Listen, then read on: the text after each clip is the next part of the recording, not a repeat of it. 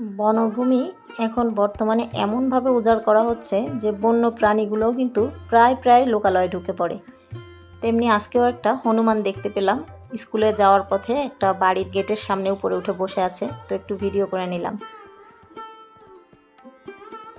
আর স্কুলের সামনে কয়েকটা দোকানে তরকারি বিক্রি করে, তো ওখান থেকে আমরা যারা মহিলারা আছি প্রতিদিন কিন্তু বাজারে না গিয়ে আমাদেরও একটু সুবিধা হয়। স্কুল থেকে ফেরার পথে যে সবজিগুলো দরকার হয় সেই সবজিগুলো একবারে টাটকা টাটকা কিনে নিয়ে আসি।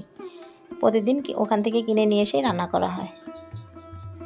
তো গাছের ঢেঁড়স আছে সেই জন্য, আর এমনি আছে টুকটাক সবজি ফ্রিজে, এই জন্য আজকে তেমন কোনো সবজি কিনিনি।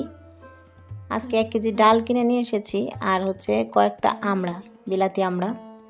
তো সব কিছু এখন জায়গায় রেখে দিচ্ছি, ডালের বয়মটা ভরে রেখে দিচ্ছি, কারণ সাথে সাথে না উঠালে এগুলো বয়মের মধ্যে না ভরলে কিন্তু ওখানেই পড়ে থাকে, দেখা যায় 2-3 দিন হয়ে যাচ্ছে, তারপরও কিন্তু ঢালা হয় না।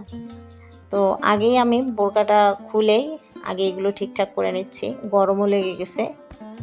তো লেবু আছে কি না ফ্রিজ খুলে দেখলাম, তো ফ্রিজে দেখতে পেলাম 2টা লেবু আছে, তো 2টা লেবুই কেটে নিয়েছি, একটুখানি শরবত করব। তো ঘরে ট্যাঙ্কের প্যাকেট ছিল 2টা, 2 মগে করে নিচ্ছি, মেয়েরাও খাবে আমিও খাবো। তো সেই জন্য এখানে সেই ট্যাঙ্ক দিয়ে তার মধ্যে আবার একটু লেবু অ্যাড করে দিলাম, 2 মগে 2টা লেবুর রস দিয়ে দিলাম, আর একটু পরিমাণ মতো চিনি দিয়ে সুন্দর করে গুলিয়ে নিচ্ছি। আর এটা হচ্ছে ঠান্ডা পানি, ফ্রিজের নর্মাল টেম্পারেচারে রেখে ঠান্ডা করা পানিটা দিয়েই গুলিয়ে নিয়েছি, কারণ বরফ জমানো নাই। এটা ট্যাঙ্ক ঠিক না, এই তো আর কি যেন দেখিয়ে দিলাম, সিপকো নাকি। তো যাই হোক, আজকে অনেক এক্সট্রা কাজ করব, সেজন্য রান্নাবান্না ওদিকের নর্মাল কাজগুলো আর ভিডিও করিনি। এই র্যাকগুলো হচ্ছে অনেক দিন করে ধোবো করে ধোয়া হচ্ছে না, মাঝখানে বেশ কিছুদিন অসুস্থতার কারণে, অসুস্থতার বিষয়টা ভালো হয়ে যাওয়ার পরেও শারীরিক দুর্বলতার কারণে কিন্তু বেশি কোনো ভারী কাজ বা যে কাজগুলো একটু প্রেশার নেওয়া লাগে সে ধরনের কাজ আমি করতেই গেছিলাম না, মানে করিনি টোটালে। তো সেই জন্য অনেক কাজ কিন্তু জমা হয়ে গেছে, যেগুলো কিনা আমাকে করতে হবে, আর সেগুলো হচ্ছে অল্প অল্প করেই করতে হবে। তো তার মধ্যে এই কাজগুলো, যেমন এই মিড সেপ র্যাক এবং এর ভিতরে থাকা যাবতীয় সব কিছু ধুয়ে মুছে পরিষ্কার করতে হবে, এই কাজগুলো কিন্তু বেশ কিছুদিন করা হয়নি। আর যেহেতু এখানে পুরাতন ওয়াল, এই ভাণ্ডবাটিগুলো কিন্তু এভাবে মুছে রেখে দিই আমি প্রায়, তা না হলে উপরে হচ্ছে বালি পড়তে বালি জমা হয়ে যায়। তো আজকেও মুছছিলাম, কিন্তু এখন তো আমি ভয়েস ওভার দিচ্ছি, পরবর্তীতে আবার সবগুলো ধুয়ে নিয়েছি।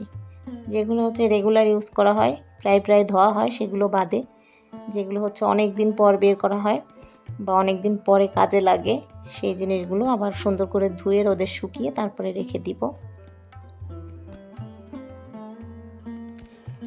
এখানে যতগুলো প্লাস্টিকের বক্স আছে সেগুলো আমি 3-4 দিন আগে বৃষ্টির সময় সবগুলো বাহিরে বের করে বড় একটা বলের মধ্যে নিয়ে সবগুলো ধুয়ে ফ্যানের নিচে দিয়ে শুকিয়ে তারপর হচ্ছে রেখে দিয়েছি। তো এই জন্য এগুলো একটু হালকা করে মুছে রাখতেছি, যেগুলো ধোয়া হয়ে গেছে, আর যেগুলো ধুতে হবে সেগুলো আবার আলাদা করে রেখে দিচ্ছি।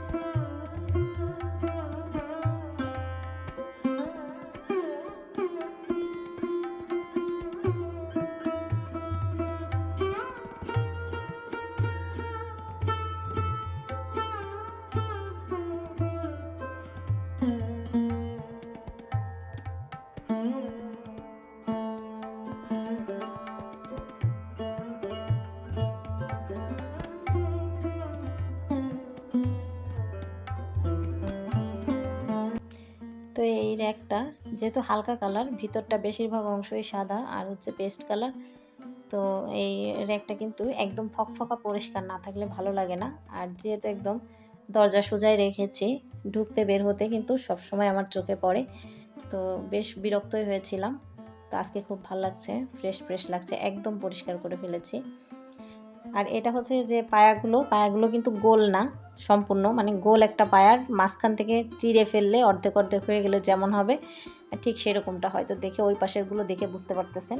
পুরো গোল থাকলে একটু কষ্ট কম হয় পরিষ্কার করতে, যেহেতু এটা হচ্ছে পুরো গোল না, ওই যে ওই পাশেরগুলা হচ্ছে ভিতরে ময়লা ঢুকে ঢুকে থাকে, ওগুলো ব্রাশ দিয়ে ঘষে ঘষে পরিষ্কার করতে হচ্ছে। তো এখন হচ্ছে বেশ পানিটা ঝরে গেছে, তো সেজন্য এখন আমি ঘরের ভিতরে নিয়ে আসলাম। তো এক কাকা চিংড়ি মাছ নিয়ে এসেছিল, সেখান থেকে 1 পোয়া চিংড়ি মাছ রাখলাম। এটা হচ্ছে চামি চিংড়ি। তো চিংড়িটা বেছে টেছে নিলাম, 150 টাকা দিয়ে 1 পোয়া চামি চিংড়ি রাখলাম, 600 টাকা কেজি। তো এই চিংড়িগুলো কিছুটা রান্না করার জন্য রেখে দিয়ে বাকিটাই বক্সের মধ্যে করে রেখে দিব ফ্রিজে। আর রান্নাবান্না আজকে আর শেয়ার করব না, কারণ সকাল থেকে অনেকটা সময় পার করে ফেলেছি, টুকিটাকি অনেক কাজ করে নিয়েছি। তো এখন হচ্ছে রান্নাবান্না যদি শেয়ার করতে যাই তাহলে খাওয়াটা আর হবে না, খাওয়া একেবারে রাতে গিয়ে খেতে হবে। তো এই জন্য ভিডিওটা এই পর্যন্তই রাখলাম। সবাই ভালো থাকবেন, সুস্থ থাকবেন। আর ভিডিও ভালো লাগলে ছোট্ট একটা লাইক করে চাইলে চ্যানেলটাকে সাবস্ক্রাইব করে দিতে পারেন। তো আজ এই পর্যন্তই, দেখা হচ্ছে নেক্সট ভিডিওতে। আল্লাহ হাফেজ।